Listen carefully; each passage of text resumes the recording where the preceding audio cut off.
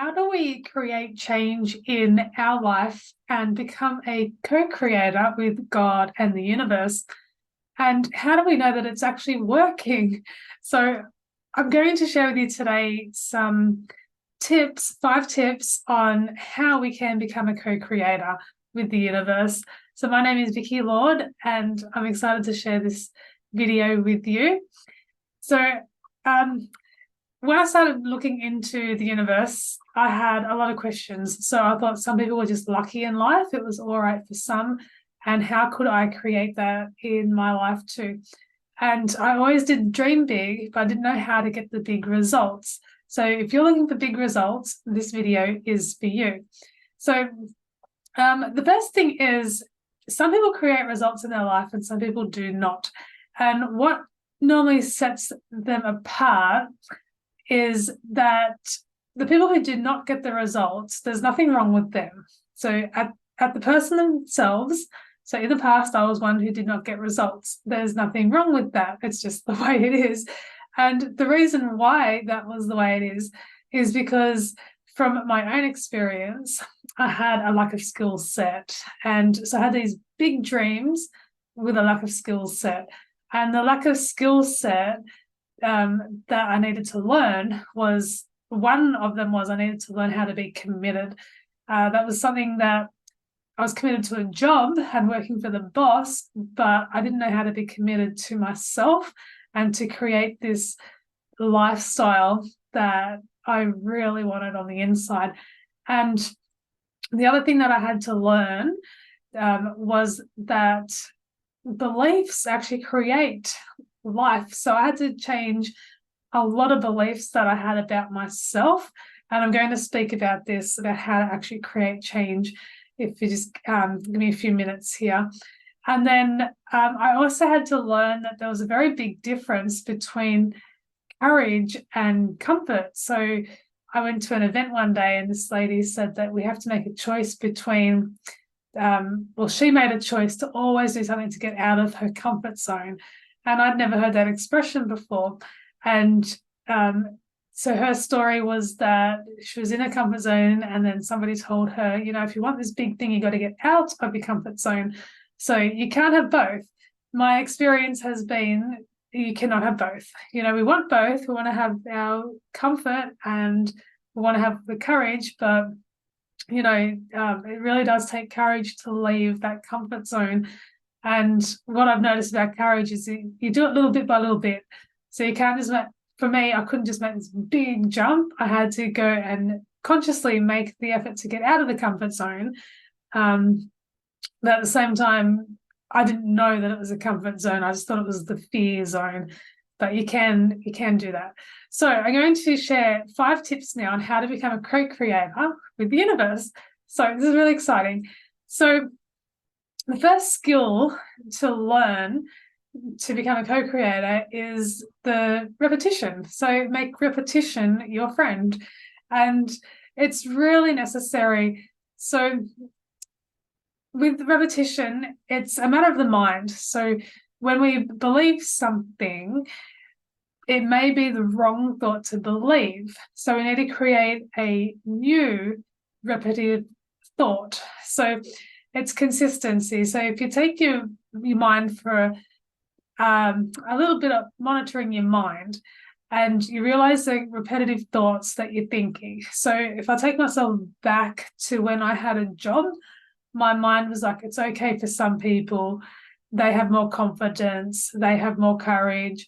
And so I had these thoughts going through my mind that it's okay for the people who own beachfront houses because they've had a skill set or had a childhood raising not the way that I did, and it's okay for them. So that new belief I had to change and create a repetitive new belief, which was I can do all things. And there's an old saying, I can do all things through God who strengthens me. So you can change your belief to being I can do all things as well, instead of it's okay for just some people. So that is not just a thought that you need to create as a new repetition. It may be an action step. It may be something that might be, if you're in sales, it may be repetitively calling people. So you're going to create this new repetition for yourself.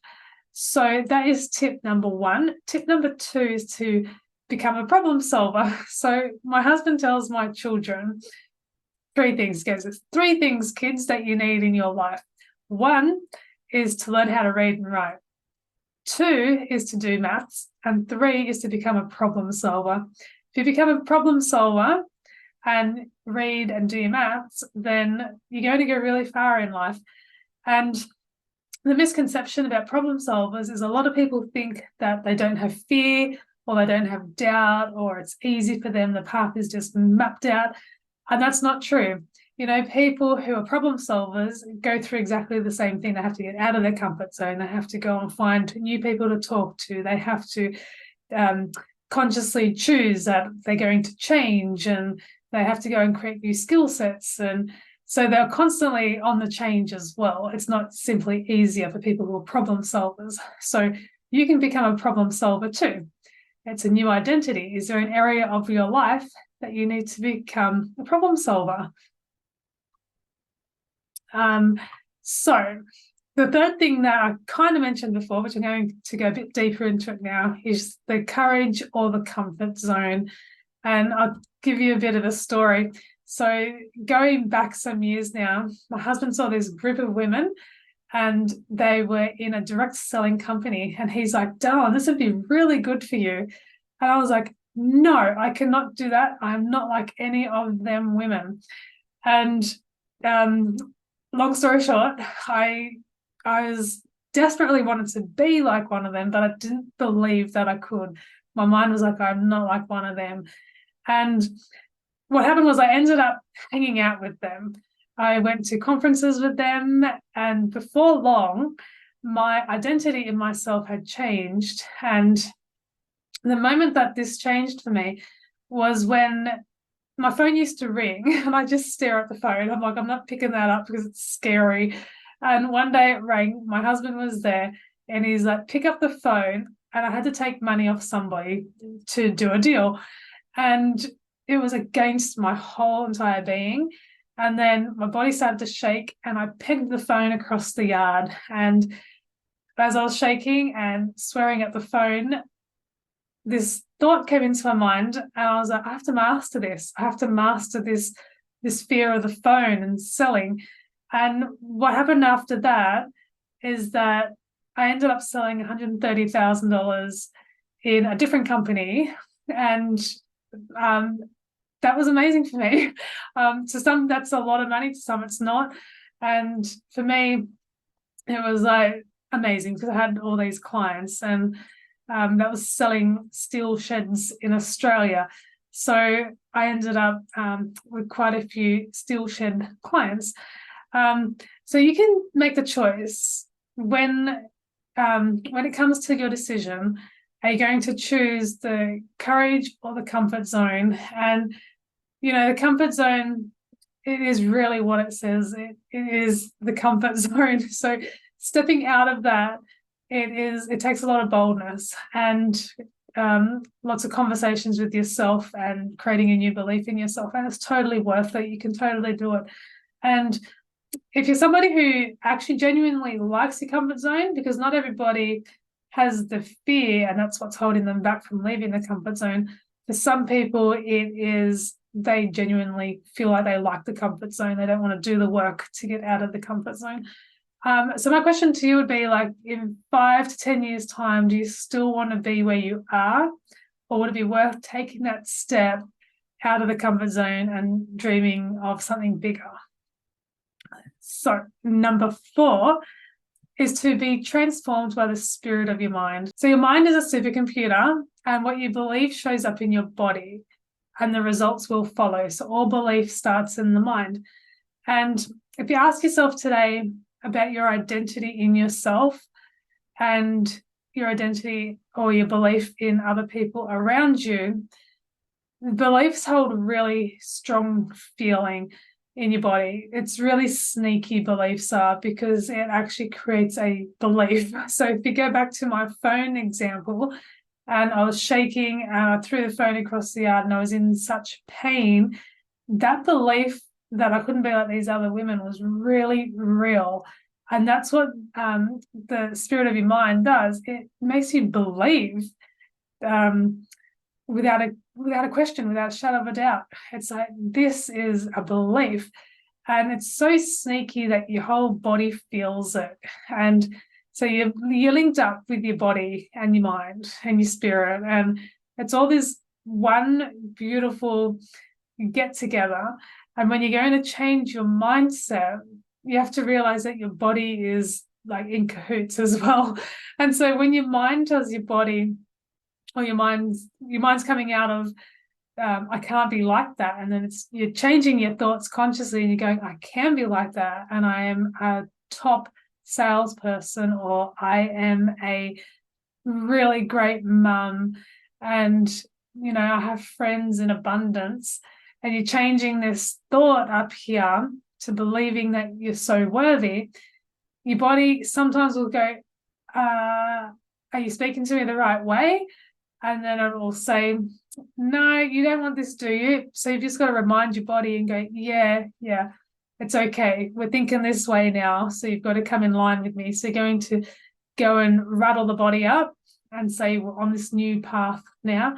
And so transforming your mind is one of the most fun things that you will get to do with your life, because you get to choose the beliefs, and your beliefs create your reality. So tip number 5 is to keep going. This journey of change, it takes time, and creating these new skill sets takes time. And if you can keep going and at the same time stop to really enjoy the moment of growth, I look back and I see so many times when I'd sit there and I'd be crying out to the stars of the universe, just asking for help, to have courage. And the time did come when I finally got the courage. And I look back at them times when I was begging for help spiritually, and I got it in the end, through personal growth and through new beliefs. But the journey was priceless. I look back at the journey and there was so much joy. And one thing that I often think is that I have my beautiful children and my husband, and the most precious times on earth is one of them is jumping on the trampoline with my son. And so while I'm going on this journey, to remain present and enjoy your family members at the same time. So you don't have to have this or that, but keep going and keep your family and your friends, and you'll enjoy the journey. It doesn't have to be full on pain. You may experience it while you're growing in the skill sets, but enjoy it along the way. And that was the 5 tips. So what I wanted to do is leave you with one more. And this is to write down what your soul most deeply desires. If we write it down, then it's showing God and the universe that we're committed to this change in our life. And it will also get your mind to be in sync as well. So hope you enjoyed this. If you liked it, give it a like. And I'll see you next week for the next series.